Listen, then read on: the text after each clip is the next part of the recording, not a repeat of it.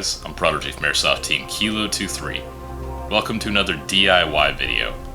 Today we'll be installing a metal CNC'd aluminum hop-up chamber into the Ares G36. Now this hop-up chamber is made by a company called 5KU. It's kind of an off-brand. Not a lot of sites carry parts that are made by them. I got this one off of Airsoft Outlet Northwest. They're just south of Portland, Oregon, and they got pretty good prices on things like this. Now the price tag said 35 bucks on this thing actually, but the tag on the website said 30, so I got it for 30 bucks. I believe Airsoft Atlanta carries this thing for 50 bucks, so if you guys live closer to there, you might want to buy from them instead. Either way, it's a pretty good deal to me to have a metal hop-up chamber in a G36. Now all G36s stock, except for the SRC series, will come with a plastic hop-up chamber. Now this part is only compatible with TM compatible guns, so Ares, Toki Marui, JG, they're all going to work with this. SRC sadly will not. So this is only the chamber. It does not come with any hardware or gear, so anything that is supposed to go on at the barrel, the bucking, all the little gadgets that go on it to make a hop-up chamber work, you will have to transplant them from your original hop-up. So let's get to that and see what we can do. Now this is my Ares G36. It does have a flat top rail on top, mainly because I let a friend of mine use it and he lost the dot sight battery cap for the dot sight scope attachment that's up here. So I went ahead and bought a Picatinny rail and a Matrix 1x35 dot sight. So that was about a $75 buy right there. The rail did not fit perfectly, but I had to make a few modifications and it fits just fine now. So let's take this thing apart and go ahead and install the CNC'd aluminum hop-up chamber in it. Now, because this is an Ares G36, it disassembles a little bit differently from any other series. First things first, pop the handguard pin out. Pull the handguard off. Now I've found when removing this middle pin here, I have to take like some kind of small hammer to it.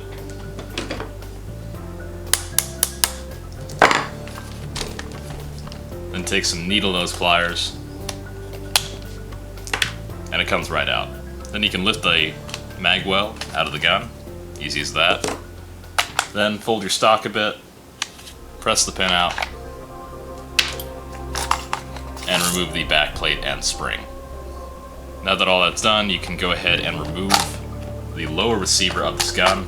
You can go ahead and set the lower receiver and gearbox aside. You're not going to need that right now. Now you can go ahead and fold the stock again, push your hop-up chamber, twist it, and pull it out. Now we have the vital organs of the gun right here, the hop-up and barrel. Now like I said, I'll be installing the CNC hop-up chamber, as well as my DBC 6.01 barrel, just for a bit more accuracy in this gun. Alright, here we have the stock hop-up chamber for the Ares G36.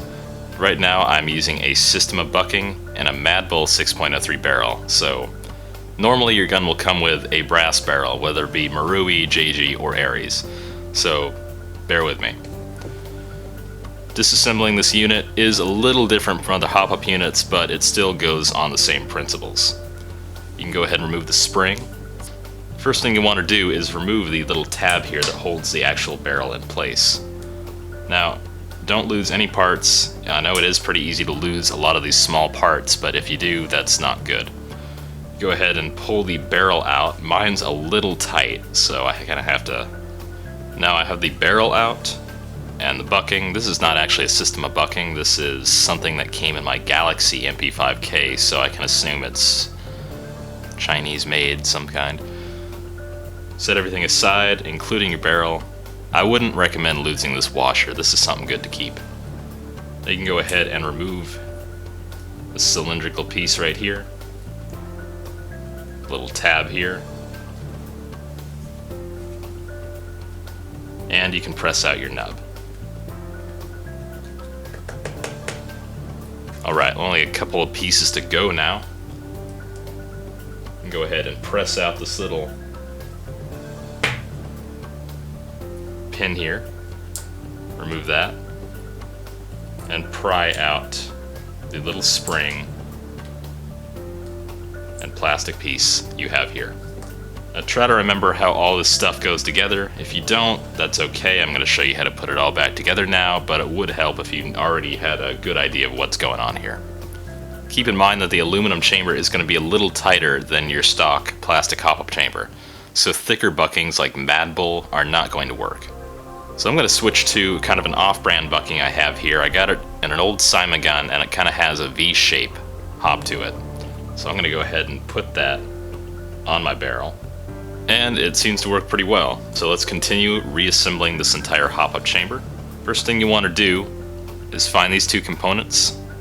The piece that's kind of weird hook shaped like this, and the spring. It's a little strange how it fits in there, but it should look about like that. Reinstalling your pin is a little difficult probably, but if you align everything correctly, it will fit in properly. Next up, you need your nub, this little guy, and this will fit into the hole directly in front of that, which will push on the hop-up bucking itself. Now, it's always a good idea to use needle nose pliers. It really does help installing things like nubs. Next up, you can take this little guy and put it right on top of your nub. You'll want to make sure the little hook on the front is facing forward toward the end of the barrel. Next up, you can take your large cylindrical piece, slide that over the end, and fit it all over the end of the unit. After that, you can take your barrel retaining notch right here,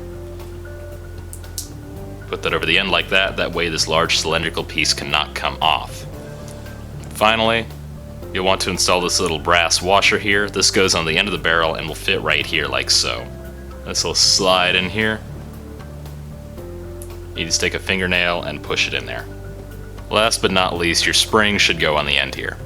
You should always check before reassembling your gun that your hop-up does indeed work. Go ahead and turn the dial there. Make sure everything looks relatively aligned, and you're good to go.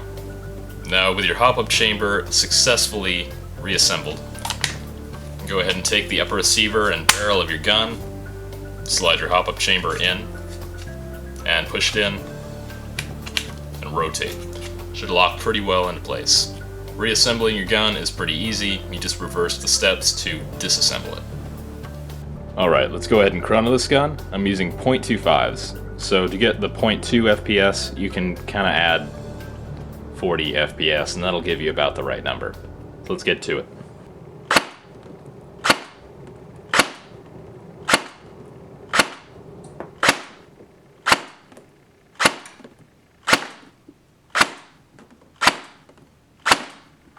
So I know my chrono's a little messed up, but you can assume that the gun is shooting around 370 to 410 feet per second.